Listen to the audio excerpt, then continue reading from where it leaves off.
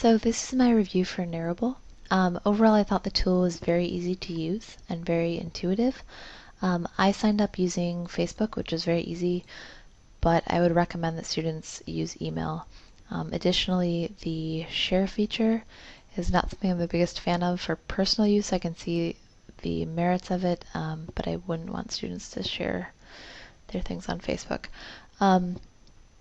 So what I use this for is I created a Narrable for a field trip.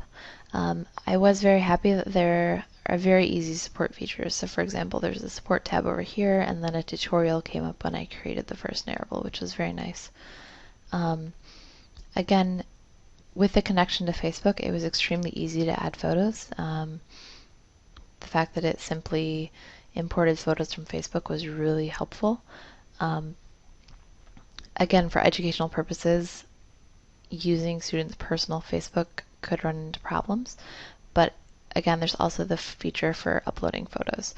So that would be really easy for students to then add photos that they have on a flash drive or something of that nature. So that was very nice.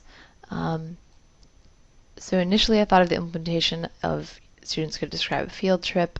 They could go in and each record audio for different parts of it and upload photos. There is an issue where students can't necessarily share an account unless they're sharing an email, which would be a possibility to create an email and then create an account where students could collaborate. But it would be really nice if students could go in and add photos to one Narrable, thereby putting students in groups, and they could collaborate on telling the story of a field trip or telling the story of what they did in a lab on a particular day, etc. So for classroom uses, due to the ease of use of this and the fact that it basically is just images and audio in a story format, I think that it could be implemented across all content areas. I teach high school, so I could see this being used in a science classroom to convey a science concept. So students could find Creative Commons images, they could take pictures using that concept in some way, and then